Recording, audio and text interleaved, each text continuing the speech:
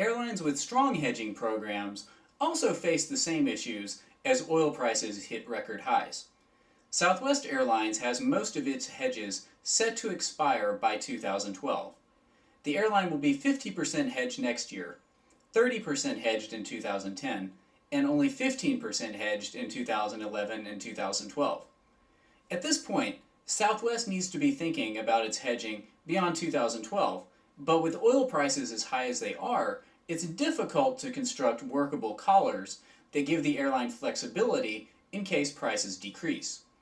One strategy Southwest is considering is using call options to set price ceilings at catastrophic levels. For example, if oil hit over $200 per gallon, Southwest would be hedged. These options would be considerably cheaper than trying to construct collars, although it would give the airline considerable downside protection if prices drop. I want to reiterate what the key goal for hedging should be. Hedging is not a speculative activity to make airlines money. Investors want transparency, and they don't want to put money into airlines because of their speculative expertise.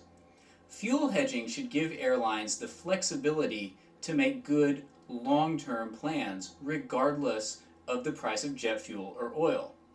For example, even though Southwest Airlines has most of its fuel hedges expiring in 2012, it has considerably more flexibility to plan its route structure around higher or lower oil prices than its competitors. Companies like American have to deal with day-to-day price volatility, and it really prevents them from developing any coherent long-term plan. Fuel hedges give airlines this ability, and that's where their true value lies, not in speculative gains. Now that we've discussed fuel hedges at length, we need to discuss the PR problems airlines face, and finally move on to a discussion of what airlines need to do to return to profitability. In addition to shrinking margins and rising jet fuel prices, airlines also have a public relations problem that they need to deal with immediately. Airlines are doing a poor job of communicating the need for increased ticket prices to the public. Rather than simply increase fares, airlines are trying a nickel and dime approach by charging more for checked baggage, snacks, or to select your seat online.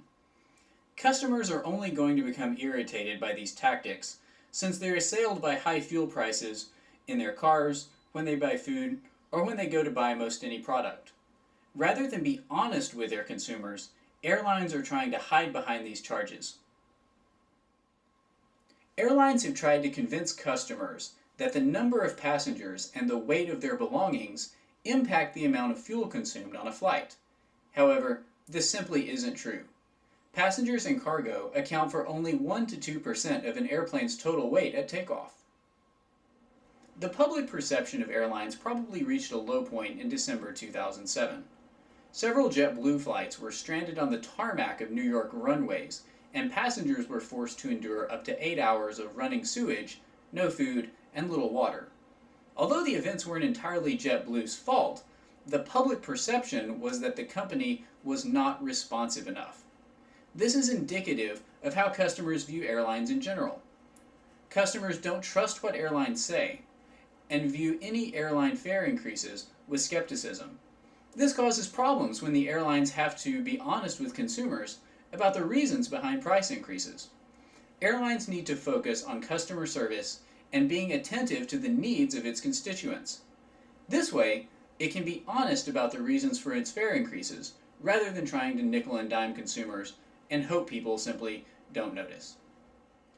We've spent a lot of time talking about the airline's flaws, so let's summarize our discussion by looking at what airlines need to do to return to profitability and improve their businesses. The first way airlines can improve profitability is by removing duplicative routes and charging adequate prices for the routes they do fly. Airlines can't simply cut back on the number of flights wholesale. The cost of airplanes is too great, and having grounded planes not generating any revenue isn't good for the airlines. Airlines need to walk the fine line of flying the right number of planes on the correct number of routes at the proper price. Right now, airlines aren't matching the price of doing business with the cost of a ticket. If airlines could better price their tickets, it would go a long way to restoring profitability. Let's look at an example of the way an airline should properly allocate fuel surcharges to customers on a flight. In this example, we have two flights. One, a 4-hour round-trip flight, and another, a longer flight from London to New York. In both cases, the fuel used is distributed among the number of passengers on the flight. In both cases, the fuel surcharge seems reasonable. $23 for the 4-hour flight and $136 for the round-trip flight doesn't seem like a lot. However, when you view these surcharges in light of an overall economic slowdown where people have less money to spend, it's important that the airlines explain the rationale carefully to try to keep demand as high as possible while charging an adequate price. This means the airlines have to stop charging fees for checked bags and other nonsense. Quit trying to nickel and dime consumers. Simply explain that you have to pass along fuel charges and then do that. Customers will respect your honesty. Now, demand may decrease, and that's very likely. So what airlines need to do is reduce capacity in turn. This may mean a reduction in regional routes, or simply scaling back the number of hourly offerings that some airlines run from city to city. Airlines should also avoid mergers that do not involve duplicative routes. If two airlines don't have an overlapping route structure, they probably shouldn't be in merger talks because they'll have to deal with the same problems, only with increased labor costs. However, if two airlines do have duplicative routes, mergers might be helpful as long as they can secure regulatory approval. One advantage legacy carriers have over low-cost competition is an international route structure. Airlines should try their best to expand their international routes because these customers are more price inelastic and the fares are already higher, so it's easier to pass along fuel surcharges. In addition, return fares can be denominated in other foreign currencies with exchange rates favorable to the dollar. As oil and dollar prices move, sometimes these currencies will help to offset gains or losses with the dollar. As economic conditions continue to deteriorate, bankruptcies for more airlines are possible.